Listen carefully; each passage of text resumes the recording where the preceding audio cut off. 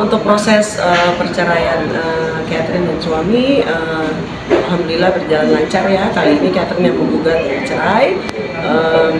Ini sudah besok kebetulan sidang kedua. Sidang pertama sudah 2 minggu lalu sudah berlangsung dan alhamdulillah besok sidang kedua. Semoga Catherine berharap berdoa semoga berjalan lancar dan bisa segera selesai. Berarti nanti Mas Idam juga akan hadir di sidang? Saya kurang tahu ya dia hadir atau tidak.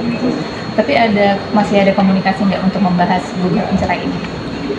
Waktu 2 minggu lalu sih ada ya komunikasi karena saya tahu dia juga ada di Jakarta, dan makanya saya bingung juga kok ada di Jakarta tapi tidak hadir gitu. Jadi saya mempertanyakan kenapa tidak hadir gitu. Tapi ya udahlah, baiknya gimana aja. Nggak tahu juga sih besok hadir apa enggak gitu. Jadi kemarin yang pasti saya akan hadir. Oke. Nah jadi kemarin waktu Mas Idam yang nggak hadir itu nggak memberikan respon apa-apa gitu? Cuma saya tanya kenapa nggak hadir, kan di Jakarta. Dia bilang dia baru tiba, itu sehari setelah sidang ya. Tapi nggak tahu juga ya. Memang nggak mau hadir juga ya, saya nggak tahu sih. Nah tapi kan kabarnya udah pernah digugat cerai duluan nih sama Mas Idam ya. Kemudian nggak jadi karena emang nggak datang gitu kan? Ya itu dia, maksudnya saya juga berpikir sayang sekali kok kayak nggak serius gitu ya. Padahal itu kan kesepakatan bersama. Yang pertama itu bulan Oktober tahun lalu ya, kesepakatan bersama mau pisah, terus ya udah kamu aja yang gugat gitu kan.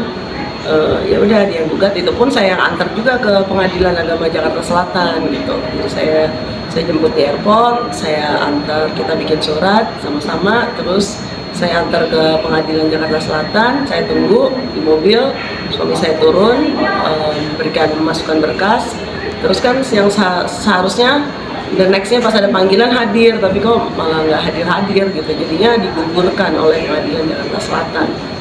Kalau misalkan nanti nggak hadir lagi nih Mas Idam di sidang besok itu seperti apa kira-kira? Saya nggak tahu ya, pokoknya yang saya sih ngikutin ketentuan hukum yang ada di Indonesia aja seperti apa berjalannya. Ya saya berharap sih bisa segera putus ya, karena saya sebagai wanita juga nggak enak sekali gitu digantungin kayak gini gitu. Jadi pengennya sih masalah ini cepat selesai. Saya berharap sih bisa menyelesaikan sama-sama, tapi ya kalau nggak pun saya akan berjuang sendiri untuk menyelesaikan perkara ini. Tapi kalau tanggapan dari keluarganya Mas Idam itu bagaimana? Nggak ada tanggapan sama sekali. Oh, nggak ada tanggapan sama sekali. Dan komunikasi juga nggak jalan? Nggak jalan. Keluarga? Oke.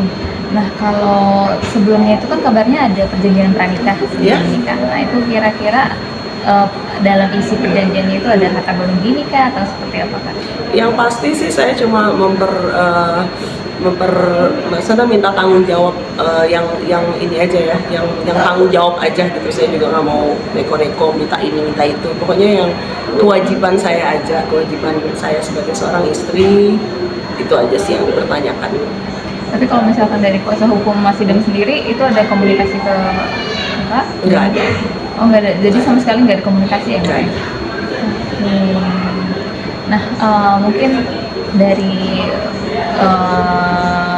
kasus ini gitu ya, kedepannya Kak Catherine mau seperti apa? Apakah fokus dengan diri sendiri atau ada proyek lain atau gimana kan? Untuk sekarang ini sih saya akan fokus sama diri saya sendiri ya, karena hidup itu jangan berhenti, harus tetap melangkah maju ke depan ya. Saya berharap ya bisa menjadi lebih baik lagi, lebih bahagia, lebih fokus ke kerjaan gitu aja. Kalau sekarang kesibukannya apa?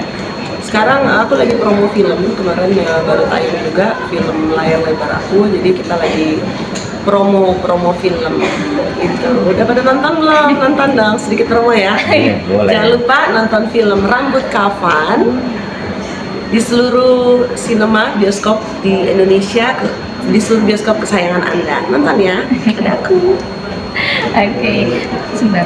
Nah ini ada satu hal yang bikin warganet itu jadi kepo gitu kan. Udah diulur segini gitu, masih awet muda, masih cantik. Itu rahasianya apa sih Kak? Rahasianya apa? Alhamdulillah ya kalau masih dibilang awet muda. Yang pasti sih positif thinking aja. Terus apa ya? Ya perawatan pasti ya harus tetap perawatan. jangan pernah mikir tua, selalu forever young. Jadi yang penting sehat, terus istirahat yang cukup, ya itu dia, balik lagi positive thinking.